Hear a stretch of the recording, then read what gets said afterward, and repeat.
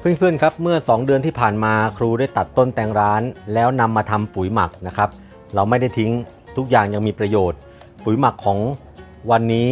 เกิดจากแตงร้านเมื่อ2เดือนที่แล้วเดี๋ยวครูจะพาไปดูครับว่าเมื่อครบ2เดือนแล้วเราจะนำปุ๋ยหมักไปใช้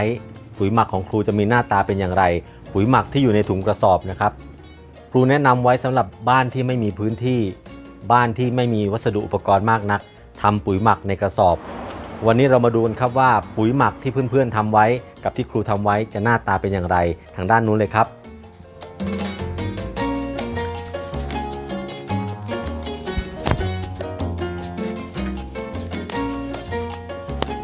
ที่เห็นอยู่นี้เพื่อนๆอาจสงสัยว่าทำไมก้นถุงถึงขึ้นมาข้างบนมันอยู่ในวาระรอบของการกลับถุงครับมันก็เลยอยู่ด้านบนนะครับ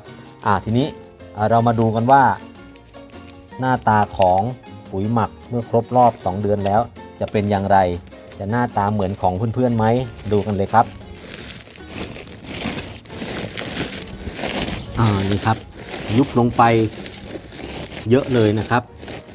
ดูใกล้ๆเลยครับโอ้ล้วนซุยสวยงามแต่ยังมีเศษซากบางส่วนนะครับที่ไม่ย่อยสลายนะครับส่วนพวกนี้เราจะทำอย่างไรเดี๋ยวครูจะแนะนำต่อครับแต่ตอนนี้ทุกอย่างสวยงามมากครับเป็นปุ๋ยหมักที่สวยงามมากขั้นต่อไปในการที่จะแยกส่วนของส่วนที่ยังไม่ย่อยสลายก็จะนำไปร่อนครับมาดูวิธีการร่อนเลยครับยกมาข้างนอกดีกว่าเตรียมอุปกรณ์มานะครับก็เป็นตะกร้าธรรมดาตะกร้าจะถี่จะห่างกันแล้วแต่นะครับแล้วก็เราก็ตักปุ๋ยออกมาโอ้สวยจังเลยใส่ตะกร้านะครับแล้วก็ร่อนลงภาชนะอันไหนที่เป็นก้อนก็เอามือช่วยบี้ได้ก็จะมีส่วนบางส่วนนะครับที่ไม่สามารถย่อยสลายได้ในเวลา2เดือนเพราะว่าเป็นกากใยที่เป็นกากใยนะครับเป็นเส้นใยที่ค่อนข้างหนาแล้วก็แข็งนะครับนี่คือส่วนที่เหลือนะครับทีนี้เรามาดูส่วนที่ลงมาเป็นปุ๋ย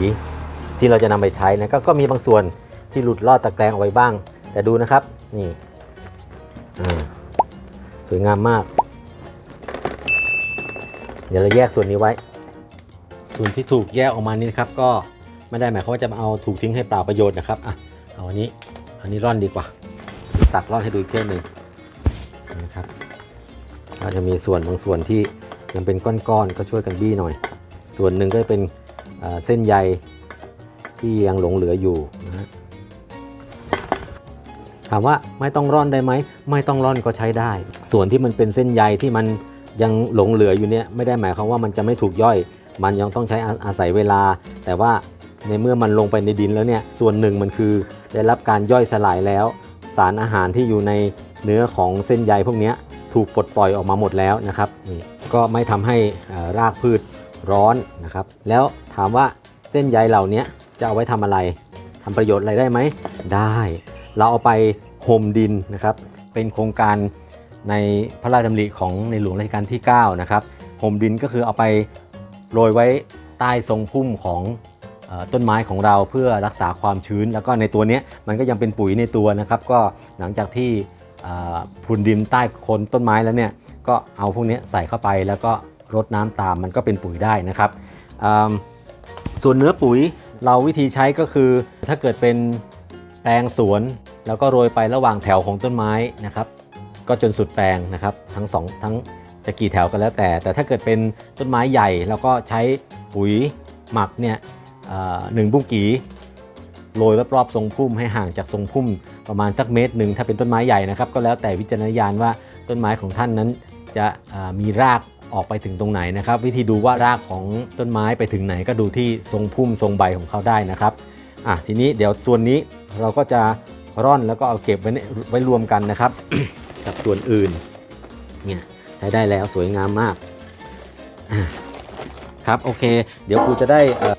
ร่อนต่อไปนะเพื่อจะแยกแล้วก็เพื่อที่จะเก็บนะครับก็หวังว่าคลิปนี้